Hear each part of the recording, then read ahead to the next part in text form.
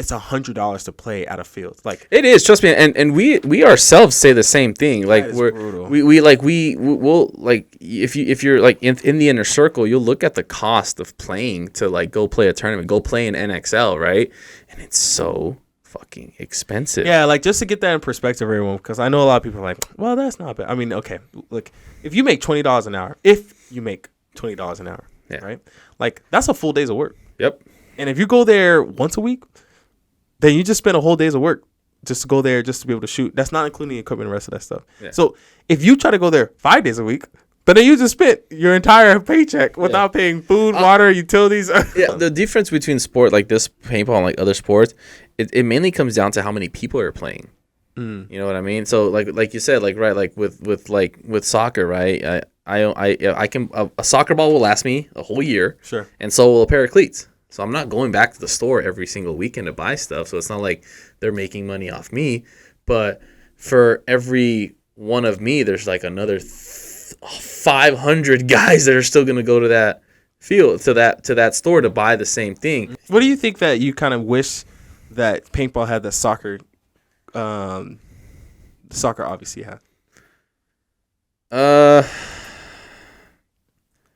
Availability. Because you mentioned that only 2 days of the week. Yeah, Saturday and Sunday. Sometimes Fridays. Why? What's the restriction on that? Is there like a money? It's financial. What, you just keep a field open, people will pay, no? Like what's the yes and no? How many people do you need to staff a game? I mean, realistically, you need like 1-2 refs max. But the thing is, right? It's like okay, like the lights maybe. Well, I mean, not just that lights, but like wherever you live or wherever I live, right? Like I live in Rialto. Sure. I can walk 10 minutes, and there's a park. Sure. Right? I can literally go within like 5 to 10 minutes, even a drive, 5 to 10 minute drive. I can go and find a park. Right. And I don't need anybody there to be able to play soccer or football or basketball. I can do it by myself. Whereas, and there's hundreds of parks everywhere. Right. Right? Hundreds all over the place. You can drive probably like every 5 miles, you probably see a park. That's facts. Whereas paintball, there isn't that. There isn't hundreds and hundreds of paintball fields all over the country.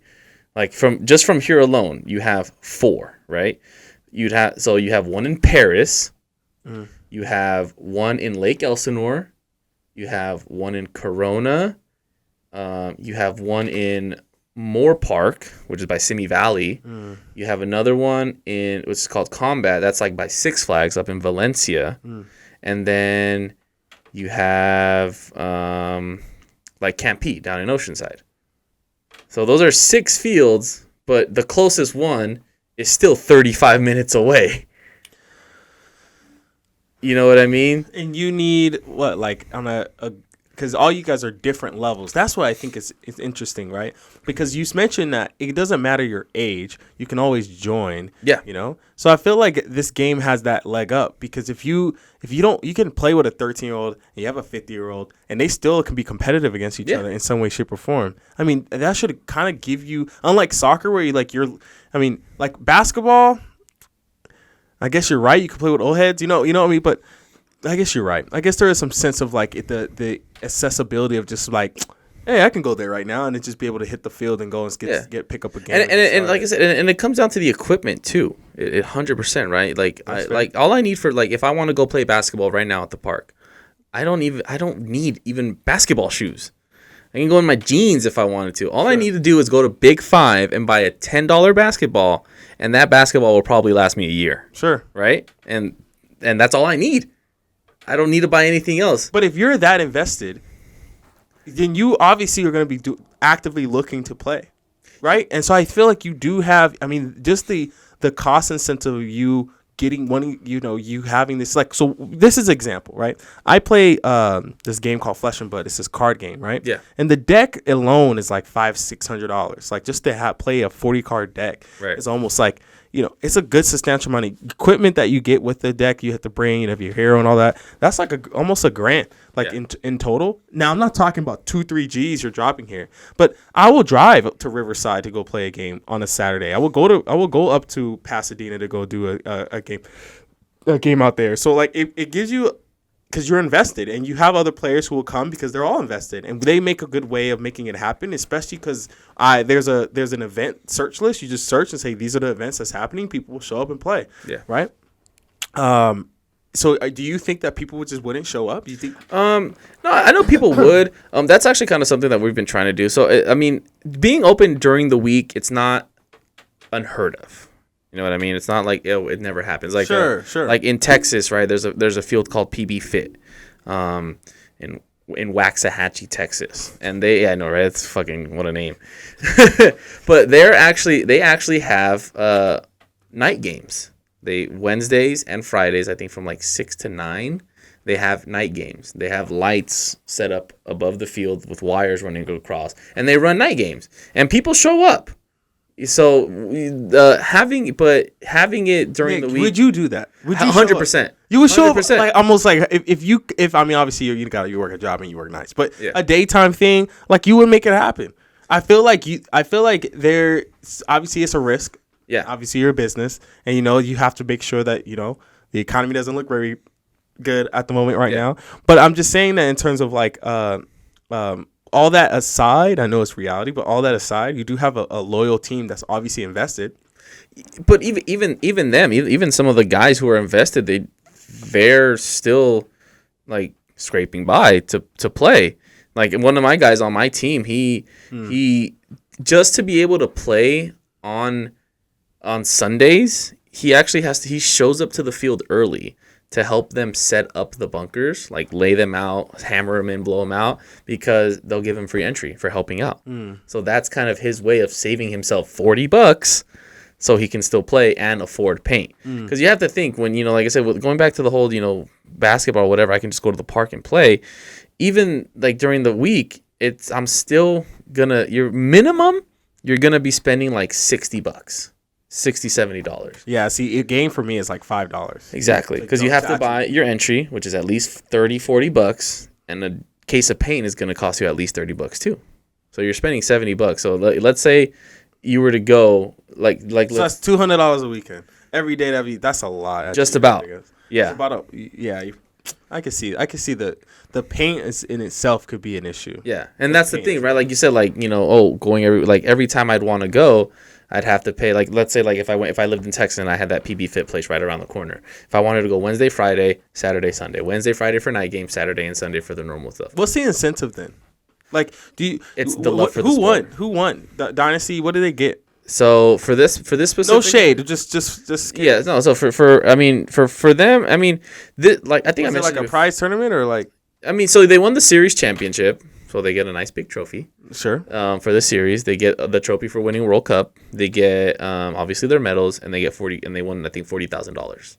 Yeah, they don't have enough. See, yeah, and now you have to think, and that's the bid between all these players. That's between 12 players. If they give some to the coaching staff, and you also have to think this could also be paying for their flights, their hotels. I don't think so. That's not how it works. Brand deals normally that they'll make money off of just people buying their brand, right? Like, or their sponsors and stuff will cover all that. Not necessarily. Not you can't take prize money away from like your actual. No. I'm not saying. That 40G's got to go to like at least the players. Like, no, it does go to the players, but I'm saying what I mean is like, okay, like I'm one of the players, right? Like we won $40,000. What is that roughly like? 2 G's maybe. $3,000 a person. Sure. 3, so that $3,000, yeah, it goes to me, but I'm using that $3,000 to pay for the expenses that it took me to get here. Wait, so your team doesn't cover that? Not all teams. But you're a pro team though. I think. Right, but remember, like I said, this isn't a sport where you're making money. Paintball is a sport where you are literally doing it because you love to play the sport. There was a saying, I don't know if it's the exact saying, but my manager at my job told me that one of the league owners, literally, he asked him, he's like, he asked them, what's the quickest way to make $1 million in paintball? Start with $2 million. Yeah, that's rough. Yeah, it's not a big money sport. So a lot of these pro teams, yes, they have sponsorships, right?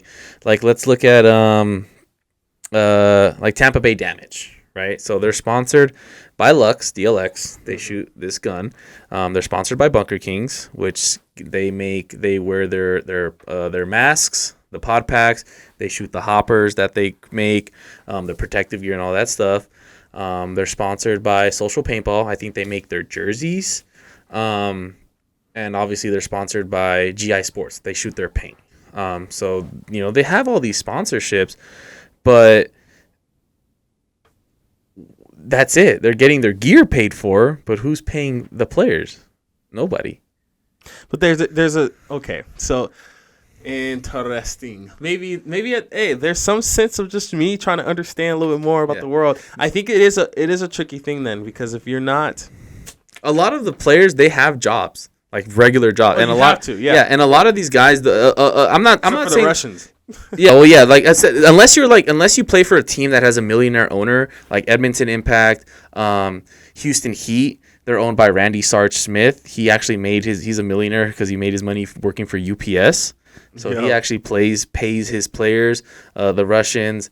And I'm not saying that players don't get paid at all, but they get paid in different ways. Sure. Not just instead of just me handing you a check for 40 whatever. Yeah, I mean, I get it. Like if you want to go and I saw it was one of the things. I think this is the final thing we wanted to talk about. You mentioned this controversy going on with the other team, and one of the things I noticed is that these are rugged individuals. Like I see them flipping people off. They're like, these dudes are.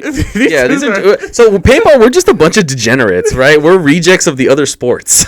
We're just like, hey, we can still go play this sport and be successful with it. I mean, I didn't say it, but it's the truth, and it kind of like going with what you said. Like there's that drama going on with that team, the Latin Saints. So they didn't earn their way into the pro division. They bought their spot. So a team, I think it was TMG Outlaws. They were a former pro team. They were just not doing great the past couple seasons, and it was costing them a lot of money too, right? They sold their spot, and the Latin Saints, the owner came in and he bought the spot.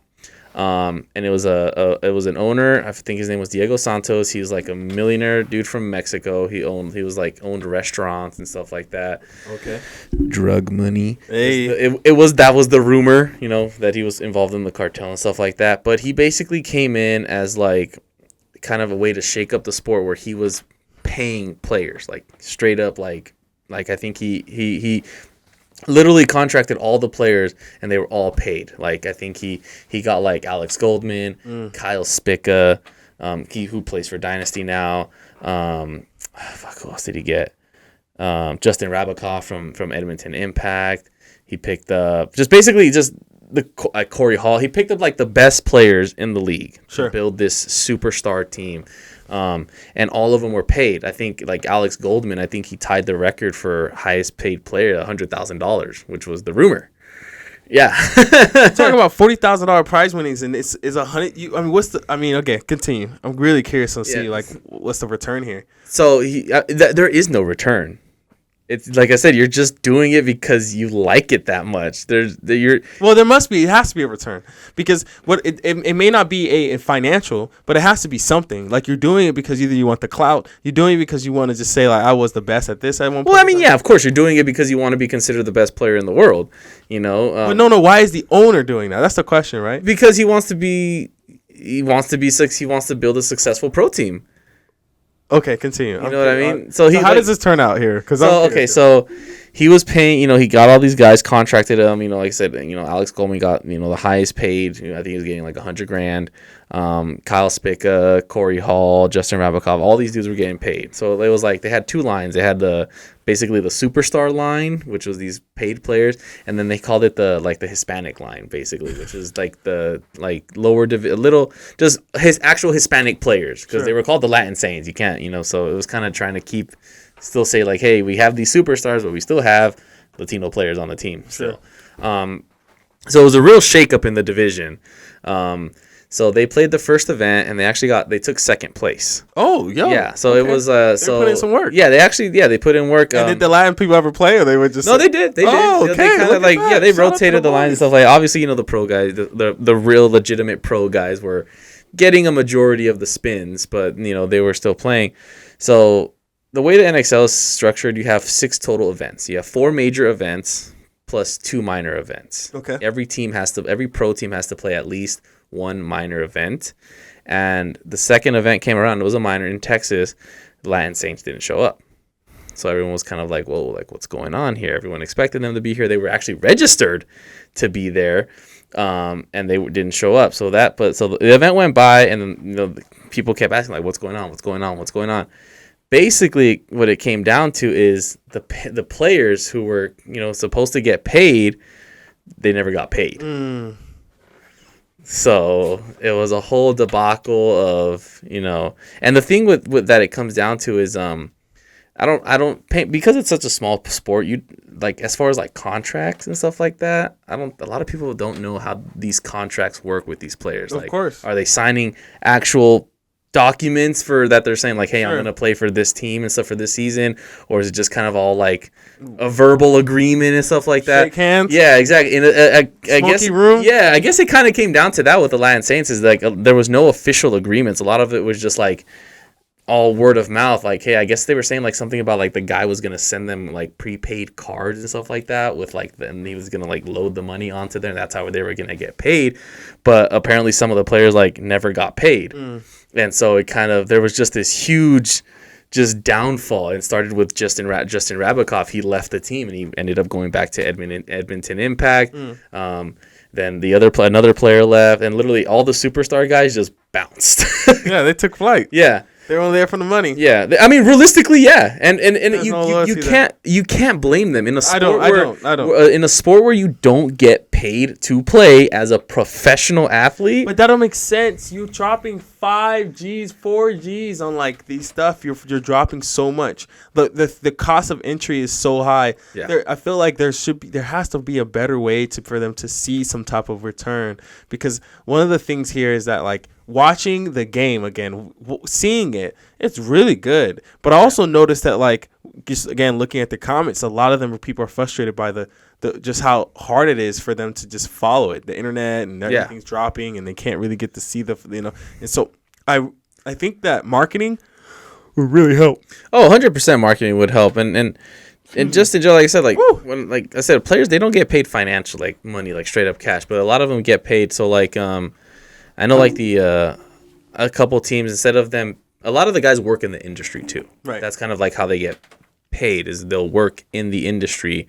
Or like I know a lot of teams, they'll give their players like the sponsors. What they'll do, or actually this is kind of how the players themselves make their money. It's not even the team, it's the players themselves. They'll buy guns from their sponsor and then resell them. And that's kind of their way. Or like if you look at a lot of teams, so except a couple teams, I think it's like depending on what the sponsor is, if you go online and try to, like, let's say your favorite player is like from San Diego Aftermath. Your favorite player is Joe Barrett, right? He plays for Aftermath. If you go online, whether it's like if you go on JT, San Diego Aftermath website, or just any website that sells paintball products, you cannot buy his jersey. His jersey is not for sale. The only way to buy the jersey with his name on it is directly from him. Interesting. So what they'll do is the players themselves they'll go to like JT in this instance, their sponsor, and they'll buy a select amount of jerseys with their name on it, so that they can have the ability to at least have some return from the brand. Exactly. Social media would make them a lot of money too. If I'm telling you, it's marketing here. I feel like if they had a sense of just, especially YouTube, like I feel like they can blow up on YouTube, especially through like shorts. I'm very this is an interesting world that you have introduced, and I think it's really cool to kind of see how it's been going. But it's really discerning to see that like it's $100 to play at a field. Like it is, trust me, and we ourselves say the same thing. Like we'll like if you're like in the inner circle, you'll look at the cost of playing to like go play a tournament, go play in NXL, right? And it's so fucking expensive. Yeah, like just to get that in perspective, everyone, because I know a lot of people are like, well, that's not bad. I mean, okay, look, if you make $20 an hour, right? Like that's a full day's of work. Yep.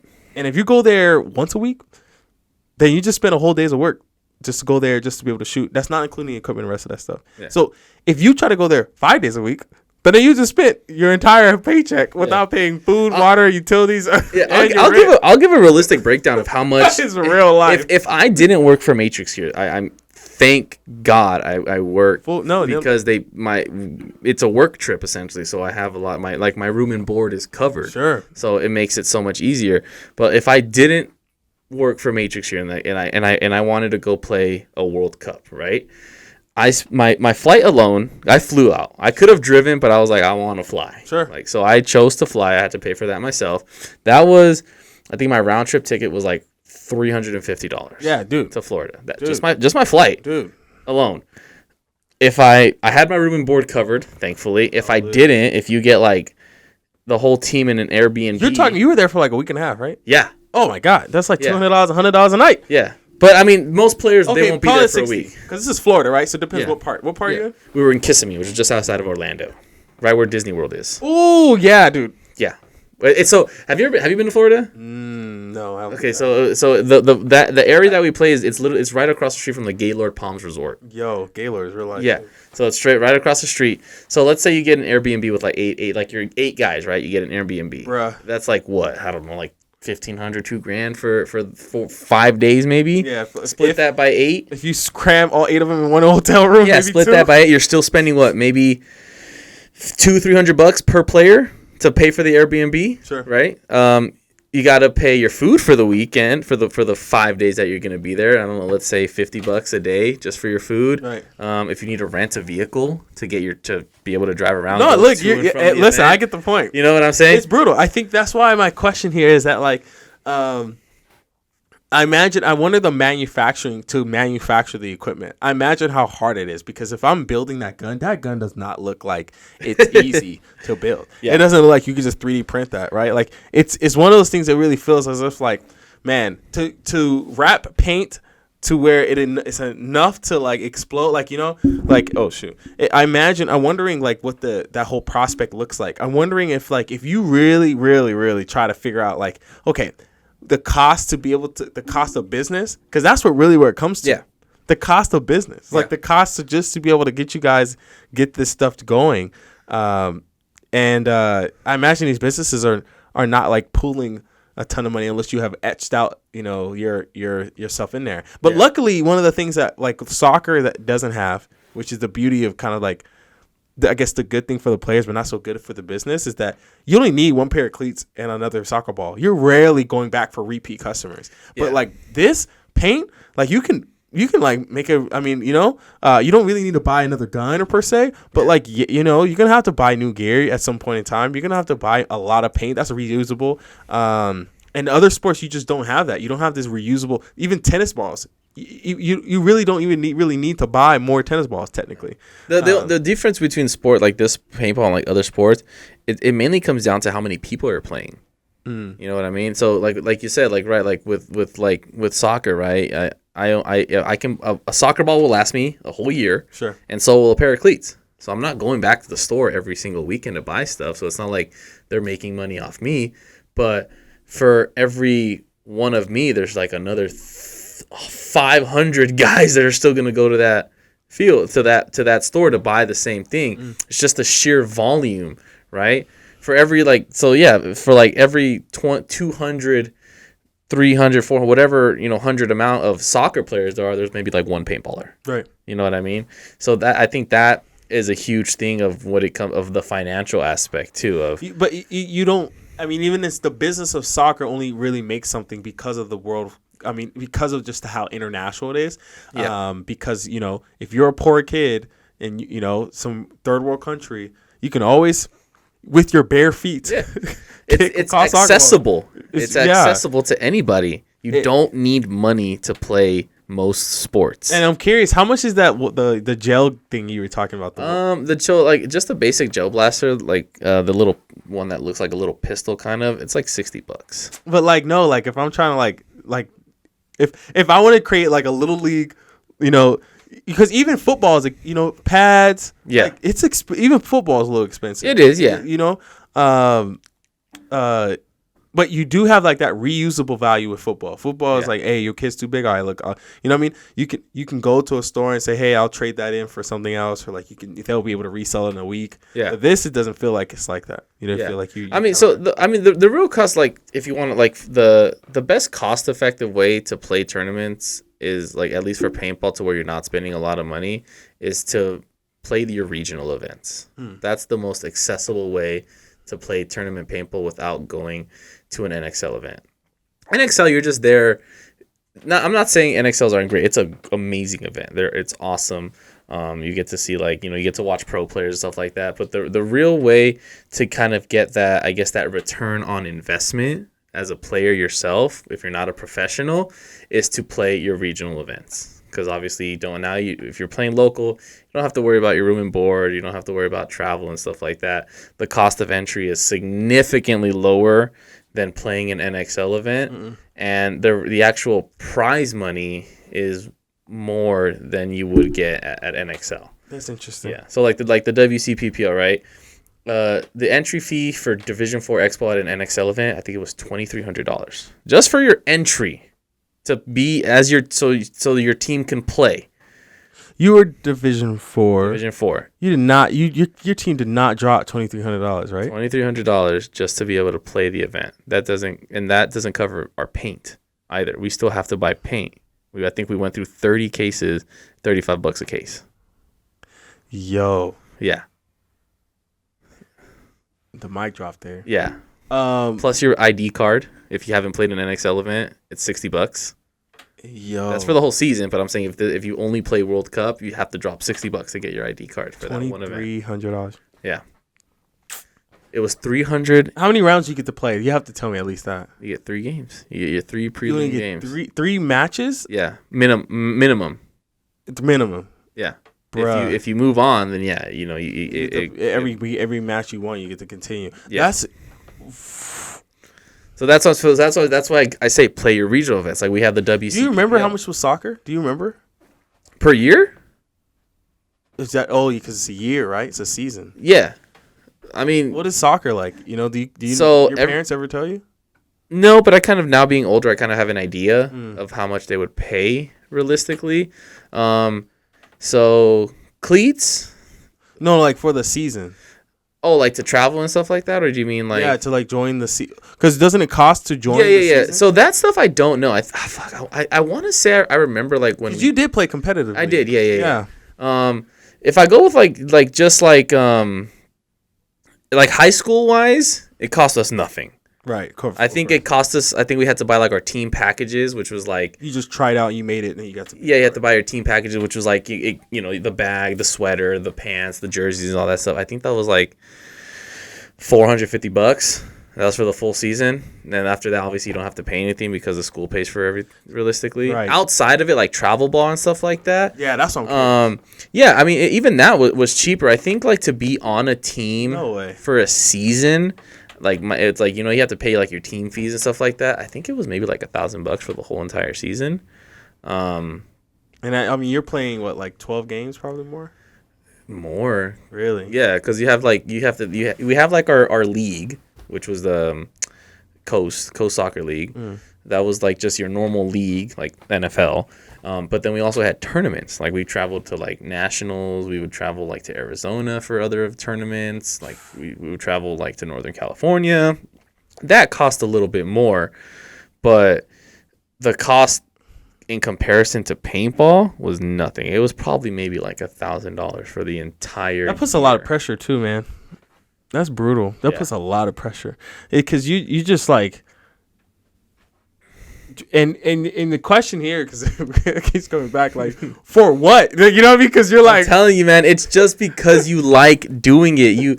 This is one of those little things where you do it simply because you want to do it. Dude, in the card game, they did $1 million Worlds tournament. Yeah, it's a card game. Yeah, and paintball has been around much longer than this card game. It's only been around for like maybe 2 years, 3 years. Yeah, and it just shows that like okay, and it's just cardboard, so it's just like a cardboard costs $100, which the cardboard 5 cents probably, but just because of the value that we put on the card makes it so that you can make this just insane amount of on top of the money that you would make printing out the card. But for you guys, it's actually takes real technology to make this, actually do this. Like I'm telling you, man, you do it just because you like it's such a weird concept to think like you're gonna spend all this money and you're not even gonna get half of it back. Like you're spending this money for fucking nothing. There has to be something.